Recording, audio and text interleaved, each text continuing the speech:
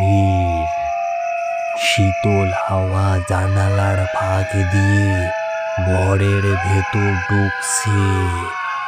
অরুণ এক হাতে মোবাইল ধরে আর অন্য হাতে একটা ধুলো মাখা কাঠের বাক্স পরিষ্কার করছে।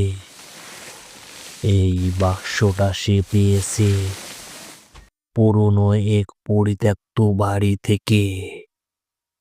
শুনেছিল বাড়িটা বহু বছর ধরে ভূতের আস্তানা, কিন্তু কৌতূহল অরুণ সেসব কথা বিশ্বাস করে না। সে মনে করে এমন কিছুই নেই। তবুও তার মনের গভীরে একটা অজানা আতঙ্ক কাজ করছে। বাক্সটার উপরে অদ্ভুত সব চিহ্ন রয়েছে। মনে হচ্ছে যেন সেগুলো প্রাচীন কোনো ভাষায় লেখা। তবে সবচেয়ে ভয়ের ব্যাপার হলো বাক্সটা ছুঁলেই গায়ের শীতল স্রোত বয়ে যায়। রাত তখন 12টা। অরুণ সিদ্ধান্ত নেয় বাক্সটা খুলে দেখবে কি আছে এই বাক্সর ভেতরে। বাইরে মৃদু ঝড় শুরু হয়েছে। ঘরের আলো মিট মিট করে জ্বলছে, কিন্তু অরুণের হাত কাঁপছে। তবুও সে সাহস সঞ্চয় করে বাক্সটির ঢাকনা খুলে ফেলে। ঢাকনাটা খুলতেই একটা ঠান্ডা হাওয়ার ঝাপটা ঘরের মধ্যে ভেসে আসে। আর সে দেখতে পেল বাক্সের ভেতরে রয়েছে কালো কাপড়ে মোড়ানো ছোট একটি মূর্তি। মূর্তিটার চোখের জায়গায় যেন লাল রঙের কিছু ঝলমল করছে। ঘরের তাপমাত্রা হঠাৎ কমে যায়। অরুণ মূর্তিটা হাতে তুলে নিতেই তার ঘরের দরজাটা হঠাৎ ভীষণ শব্দ করে বন্ধ হয়ে যায়। তখনই হঠাৎ ঘরের কোণে একটা সাদা কুয়াশা জমতে শুরু করে।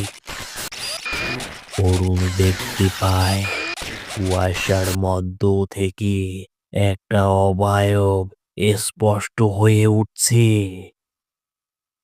অবয়বটি ধীরে ধীরে তার দিকে এগিয়ে আসছে এবং একটা ভয়ানক কণ্ঠে বলতে শুরু করে, তুই কেন আমাকে জাগিয়ে তুললি? তুই কেন আমাকে জাগিয়ে তুললি? অরুণ ভয়ে চিৎকার করতে চাইল, কিন্তু তার গলা দিয়ে কোনো শব্দ বের হলো না। আর কুয়াশার অবয়বটি এবার স্পষ্ট হয়ে একটা বিকৃতি মুখের পরিণত হলো।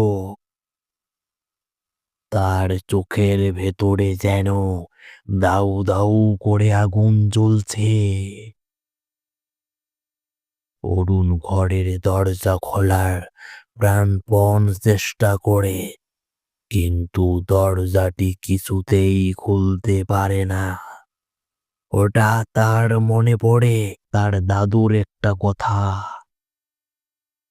যে ঘুমিয়ে থাকে তাকে কখনো জাগাতে নেই, তাকে সব সময় ঘুম পাড়িয়ে রাখতে হয়।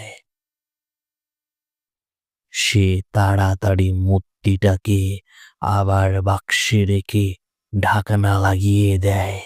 সবকিছু এক মুহূর্তেই স্তব্ধ হয়ে যায়। তার ঘরের দরজাটি খুলে যায়। অরুণ দেখল ঘরটা আগের মতো শান্ত হয়ে গেছে, কিন্তু তার মনে হয় যেন কেউ তাকিয়ে আছে। পরের দিনই সকালে অরুণ বাক্সটা বাড়ির অনেক দূরে একটি গাছের নিচে পুঁতিয়ে দেয়, কিন্তু তার মাথার ভেতরে সেই বিকট গলার প্রতিধ্বনি এখনো বাজছে। তুই কেন আমাকে জাগিয়ে তুললি? এখন দেখবি আমি তোর সাথে কি করি। ভূতের রহস্যময়ের সঙ্গে সাহসী মানুষের কৌতূহলী মিশে তৈরি এই গল্প।